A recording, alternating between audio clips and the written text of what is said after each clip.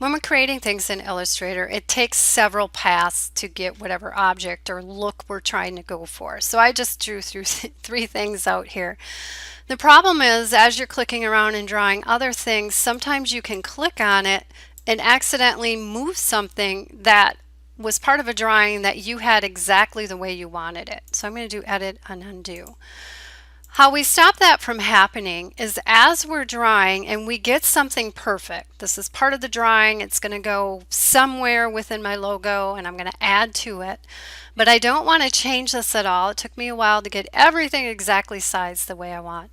By the way, I'm never going to dazzle you with my artistic ability.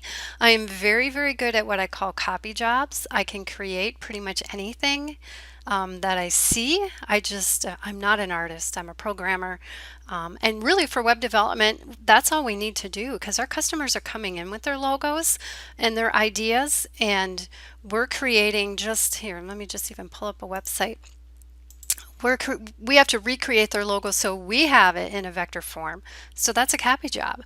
So anything else that might be on here, the social media icons, it could be these buttons. Okay, we're just really doing the copy job. So it's, obviously we can copy things that our customer gives us. We can't copy things from other websites, but it's okay not to be an artist. So that's just knowing the tools in Illustrator will get you by. So I have this perfect. So what I'm going to do is I'm going to select all of the objects I have here, and I'm doing that by just dragging over them with a black arrow. I know they're all selected because now I have the blue circle to the right. I guess it's a square, sorry. And what I'm going to do now is I'm going to group these together. So if you click on object across the top, group is one of the main options towards the top. It is Control G. We do group things a lot in here, and this is the first assignment that you're doing. You definitely want to group different parts of the image together as you're drawing it. So now what it did is if I look over here in my layers panel, I now have a group. I'm going to come over here and I'm going to draw a few more things, and you're going to see that the stacking order still applies. None of that has changed. These are not in a group. They're directly under my layer. These are just paths. I can select any one of them. I can select the entire group. I can twirl the group down and select just something in the group if I wanted. What do I have? The star. Let's say you wanted to make it. So I can still change things that are in a group. It doesn't really change any of your functionality. All of your functionality is still there. What it really does is it organizes things. Now I can double click on this group and I can call it, I'll just call it star. Obviously you're going to call it something relevant to what you're using it for. So I can twirl that back up to get things cleaned up over here. It's not deleted, it's still there. But it just allows you to organize your drawing. Another way, now I focused in on a piece or an object, a path, I should use the right terminology, in my group by expanding my group and then clicking to the right.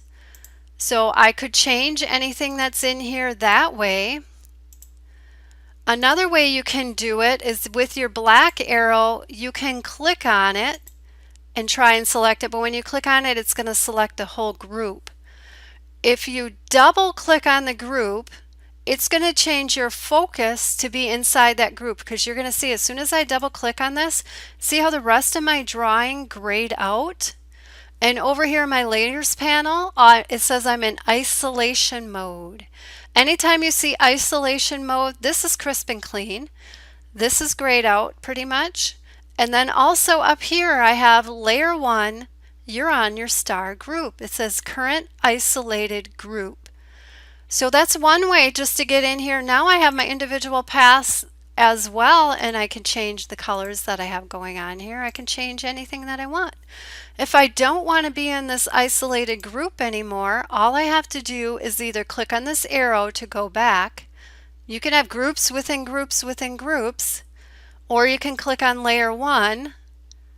I'm still in isolation mode, but if I click on this arrow, it takes me out of isolation mode. So you can change them individually without isolation mode, but students always end up getting into isolation mode and they don't know how to get out. So double clicking gets you in isolation mode for that particular group. The arrow to the left will get you out of isolation mode and back to your regular document. Okay, at some point if you decide you don't want this a group, you can just select the group. I did my black arrow over it, or you can click on the group over here. And then you can go up to Object and Ungroup. And all it's going to do is put it back in your path listing, exactly where the group was. So I'm going to ask you to create groups on your first assignment just to keep things organized.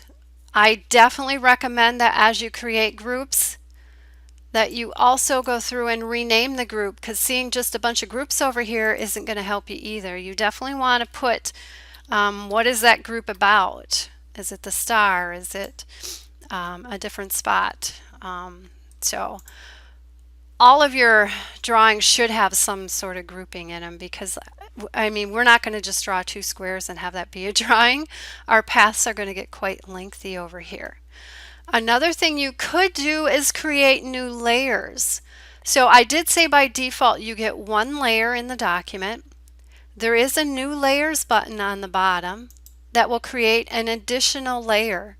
You should be naming your layers then. I'll call this one logo. Maybe up here I was going to do something with the address. So that's a different layer. You'll see that they have colors in front of them. All that means is as I'm drawing, see how it's outlined in red? All that is a helpful hint to tell you what layer you'll find that object on. If I twirl down, there's my new object that I have out there. So the colors mean nothing except helping you decide, okay, so now if I have my black arrow and I select this rectangle, because it's in blue, I know that it's on this logo layer. And if I select the star because it's in red, I know that it's on this address layer. That's all it means.